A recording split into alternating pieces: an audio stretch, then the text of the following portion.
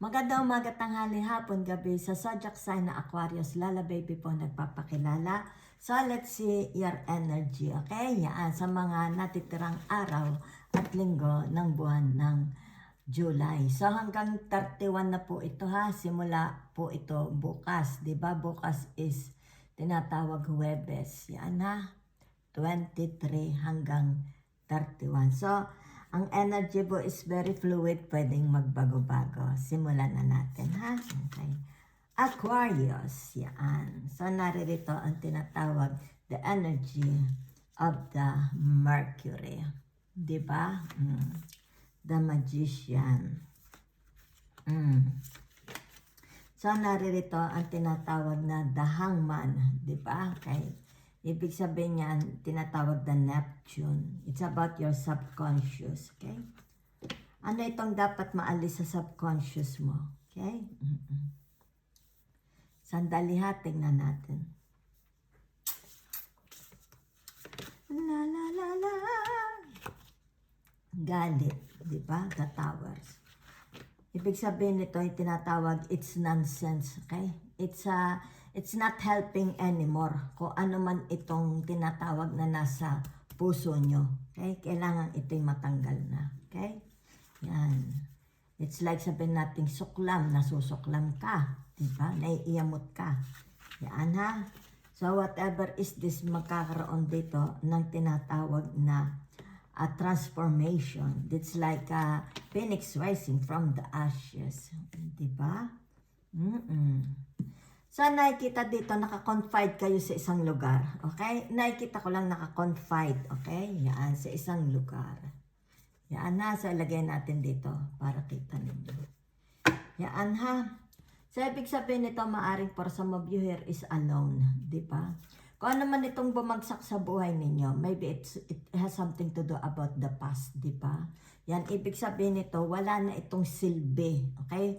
Para alalahanin, to remember, wala nang silbi. Kailangan alisin na ito sa sistema. Ano itong gusto ninyong gawin? Diba? Yan. So, naririto ang tinatawag the devil. Yan ha. Whatever is that, pwede yung addiction. Maaring sabihin natin poor diet, poor health. Diba? Yan. Sabihin na natin poor, maaring you spend a lot, you spend too much, di ba? Yan. So, maaring for some of you here, may kinalaman din ito sa tinatawag na instrument. Maybe, sabihin na natin, bakit na nalalagas ang iyong pamemera, di ba? Maaring medyo may pagkagastador kayo, di ba? Yan, bumibili kayo ng mga bagay na hindi naka-nais-nais, di ba? It's like tinatawag na let's say, sabihin na natin hindi mo naman kailangan, di ba? It's like hindi mo naman kailangan. You don't need to spend a lot, di ba? Yan. So, for some of you here, nakikita yung tinatawag na matandang isip. Matanda kayo, kung kayo mag-isip, parang matatanda, ano? Yan. So, ano nakikita ko for you here? Diba? Magkakaroon po ng tinatawag na transformation, a very, very big transformation about your health, about your body, okay? About your work, about your relationship, about yourself, diba? It's like ito yung tinatawag letting go, diba? Ano itong mga nagpapahirap sa buhay mo, sa sarili mo. Okay? So, ibig sabihin nito, yung tinatawag na you are surrounded, okay? Maaring ito'y nakapalibot sa inyong mga tao, di ba? Ano itong mga taong ito? Ibig sabihin nito'y hindi ito nakakatulong sa inyo. Yan ha? So, let's see. Bakit narito ang tinatawag na the death, di ba? Meron ditong it's like tinatawag na magkakaroon ng healing, reconciliation. It's more about reconciliation, di ba? Yan. Maybe a father and a son, a mother and a daughter, di ba? A marriage, di ba? A relationship that once upon a times is nasira, okay? Maaring marriage, pwedeng friendship, pwedeng family relationship, di ba? Maaring kung ano man ito, okay? Yan. So, naririto ang tinatawag creating. What you are creating. What do you want to create? Diba? It's about atmosphere, environment. Diba? Yan. Good atmosphere, good environment. So, nakikita dito yung tinatawag na magkakaroon. Okay? It's like euphoria. Yun na. Nakikita ko euphoria. Ano pa? Tinatawag na panunumbalik, okay? Panunumbalik ng isang nasirang relationship, panunumbalik ng nakaraan, di ba? It's like the past will come back, okay?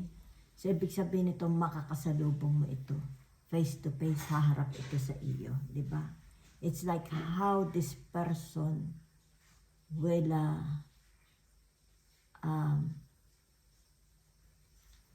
kasi narito ang the Aries, di ba? And the Capricorn, di ba? How this person will see this person, di ba? Pwede rin dito yung tinatawag na don't judge a book by its cover. Yan ha.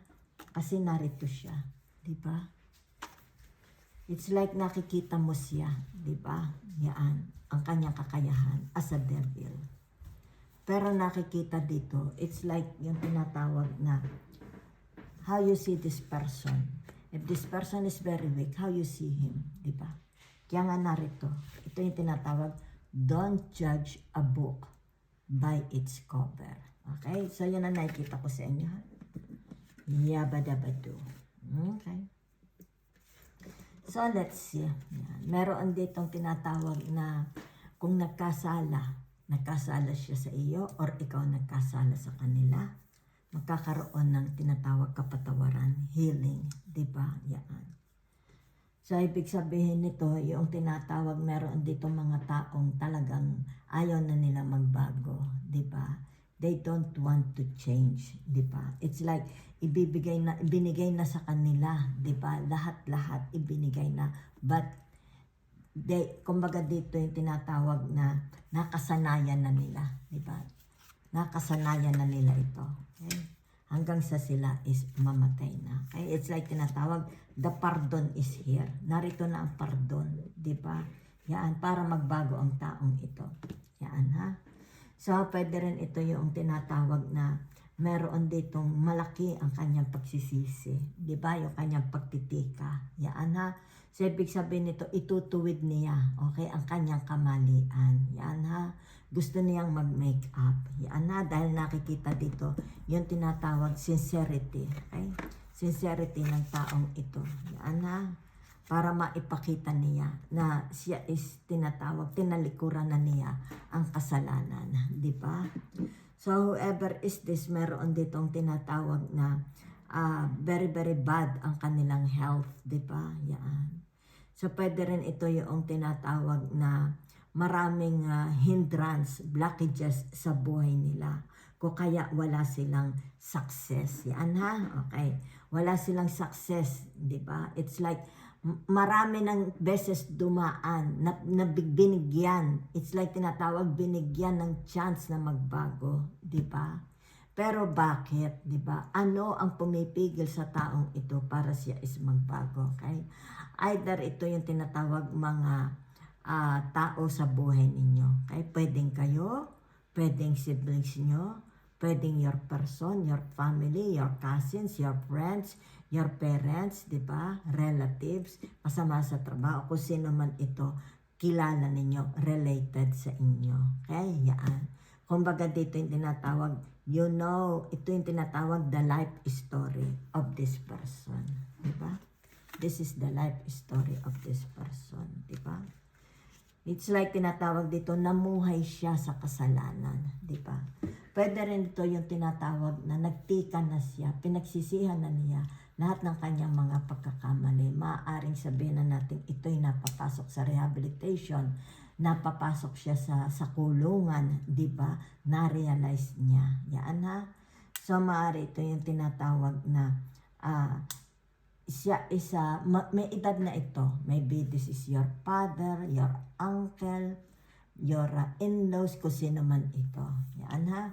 Pwede rin naman kayo, di ba? It's like tinatawag, hindi pa huli ang lahat para sa pagtitika, di ba? For tinatawag na pagbabago. Okay? Yan. So, yun ang nakita ko for you, ha? Let's see. The advice and the message from the universe, okay? So, meron ditong iba sa inyo, it's like tinatawag na nagbago ng path, di ba? Yan. Sabihin na natin, nag-iba sila ng calling, di ba? Yan. Nag-iba ng calling. Yan ha. Meron sila, it's like sabihin na natin, hindi sila naging successful. Halimbawa sa career, sa marriage, sa pinasok nilang sa buhay, di ba? So, ibig sabihin nito, lumabas, nagbago na sila ng kanilang patutunguhan, di ba? Yan. At dito naman tinatawag na iniwan na nila, okay? Kung ano itong nakagawian. For some of you, may mga nakagawian dito, iniwan na nila, di ba? Yan. So whatever is this for you, meron ditong tinatawag sa bahay lang, maaring sa bahay lang sila nagwo-work, di ba? Yan, so maaring sabihin na nating very very secretive ang taong ito, di ba? About the kind of job they are doing, di ba? Yan. Meron ditong tinatawag na pampalipas oras, di ba? During his free time, di ba? Yan. Yung tinatawag, maybe this person is may mga hobbies, di ba? Yung tinatawag na passion, creativities, di ba? Yan. So, nakikita mo very, very busy ang taong ito. It's like all the time, this person is very, very busy, okay? I think this person is working in the computer. Nakaharap siya sa computer, nakikita ko. Yan ha. Palagi siya nasa computer, okay? So, whatever is this, ibig sabihin nito, yung tinatawag na bahay, okay? Be very, very mindful. Yan ha, baka po ang bahay ay inaanay. Kailangan ng tinatawag na pesticides. Yan ha, okay? Ingatan din po ang inyong tinatawag na savings, okay? Ingatan ang inyong trabaho, career. Ingatan ang inyong relationship, di ba? Yan. So, nakikita dito yung tinatawag na you will be, once, it's like, wag mong tinatawag na, ano gayon, wag mong baliwalain, di ba? Kung ano itong sign na makita mo sa iyong vision, okay? In your mind, wag mong baliwalain. Yan na, it's like there is a sign from the universe, di ba? Kumbaga dito, tinatawag na mag-focus ka. Okay? Bigyan mo ito ng pansin because there is something here na tinatawag na bumabagsak. Okay? Bumabagsak. Okay? So, whatever is this, narito ang tinatawag healing, forgiveness, di ba? Yan. So, meron din ditong nakikita ako, it's like tinatawag na mga disease, okay? Maybe it has something to do about your disease. Halimbawa sabihin natin, this is lolo, lola, ama at ina, kapatid, di ba? May mga disease dito. Yan na. Ibig sabihin nito, don't worry about them dahil nakaano na sila.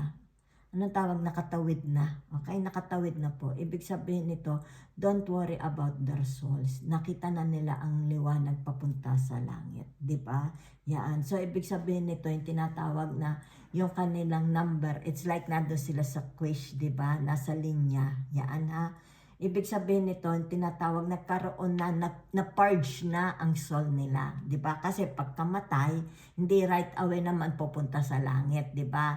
They have to pass, it's like tinatawag purgatory, para ma-purge, okay, yung kanilang soul, para ma-purify before they face God, di ba? Yan, hindi naman yan yung tinatawag pagkamatay, harap na ako kay Kristo, hindi, okay? Kahit pa sabihin mong ikaw is napakabuting tao nung nabubuhay, kailangan pa rin yung tinatawag na purging, dadaan ka sa tinatawag cleansing. So, nagpapasabi sila, you don't have to worry about them because nakita na nila ang tinatawag na mukha ni Jesus. Kasama na sila sa mga nalinis na cleansing na purify na ang kanilang soul. Okay? So what's the message for you from the universe?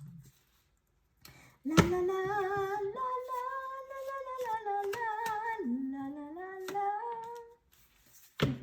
Hindi ko alam kung sino nagsabi nito. It's like tinatawag, kiss my ass. Okay? Yan ha.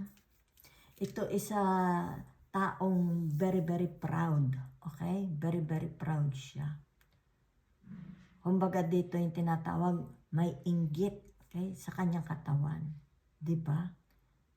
Ito yung tinatawag na once they see you, diba? Okay? Siguro nai-intimidate sila. Yun ang nakikita ko ha. It's like hindi nila gusto ang nangyari sa buhay mo. Yan ha. So ibig sabihin itong taong ito is like tinatawag parang pakawala na sa buhay, 'di ba? It's like ano na siya, outcast ng society, 'di ba? Yan. So hindi maganda ang nalabas sa bibig ng taong ito. It's like kiss my ass, 'di ba? Yan, ganyan ang mga salita niya, nakaka-iskandalo. So ibig sabihin nito, unawain mo na lang sila. Huwag mo silang pansinin. Okay? Kung sino ito. Yan, makakasalubong po ninyo ito ha. Maaring sa inyong paglabas, di ba? Maaring kasama mo sa trabaho, kasama mo sa neighborhood, sa society, sa community, sa friends, di ba? Yan. Kumbaga dito yung tinatawag, masyadong hambog ang tao na ito. Okay? Mataas ang tingin niya sa sarili niya. Ang tingin niya sa sarili niya is, akala mo is kung sino siya. Pero sa totoong buhay, wala rin naman siya. Wala siyang binatbat, wala siyang pinag-aralan, di ba? Wala siyang narating, di ba? It's like palamon lang siya ng pamilya, di ba? So what's the message and the advice from the universe? Narito ang tinatawag na the King of Swords, okay? Better, better than it's too late, di ba? Ang sabi sa inyo ni universe, paghandaan ang inyong pagtanda, okay? Save. Mag-ipon palagi ng pera, di ba? Hindi kasi habang panahon, ikaw is malakas, di ba? Kaya kita mo nakaupo, okay? Ibig sabihin nito, pag-ipunan mo daw ang sarili mo, okay? Yan. So, ibig sabihin nito, yung tinatawag kung may mga vices kayo, itigil nyo na. Hindi maganda. Otherwise, baka ang kabagsakan mo is wheelchair. Okay? Yan. Kumbaga dito, baka hindi mo ma-enjoy ang iyong buhay. Okay? Kasi nagbabadya. Okay? Nagbabadya dito ang tinatawag na it's like institution. Diba? It's like confinement. Yan na. Pero narito rin yung tinatawag paggalang. Diba? May naghihintay daw po sa inyo. Okay, matanda. Naka-wheelchair po ito. Ibig sabihin, inaalagain.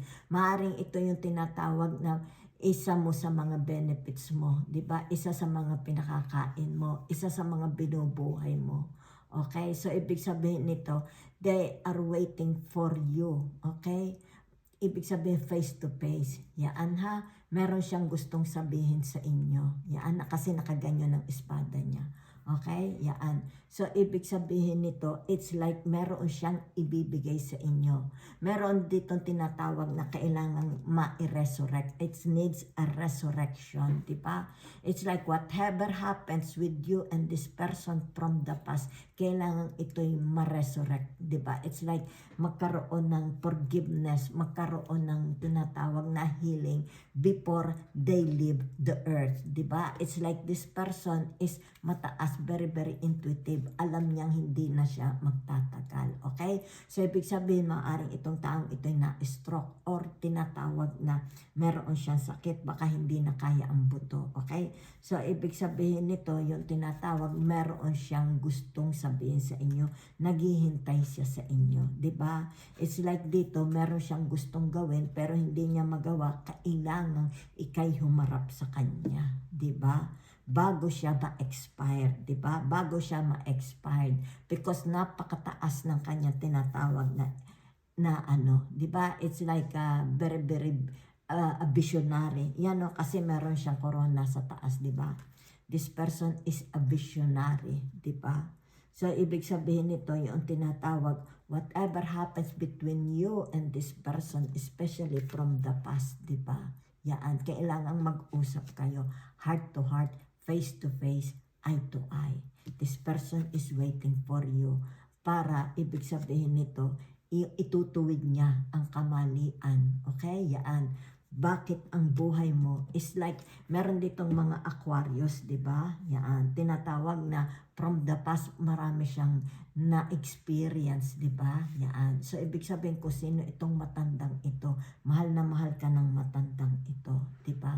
So, naghihintay siya sa iyo. Okay? Yan. Dahil meron ditong tinatawag na paglipad. Yan ha? Meron ditong paglipad. They are planning for a trip, di ba? For a, pwede rin naman sabihin natin kung hindi man ito lilipad, it's about tinatawag disintegration, di ba? It's about their conscience, di ba? It's like tinatawag na kasarapan, di ba? It's like, I'm suffering, gusto ko naman sumarap-sarap ang pakiramdam ko, di ba? Either physically or tinatawag mentally or emotionally. May naghihintay po sa inyo. You need to talk to this person. Thank you very much.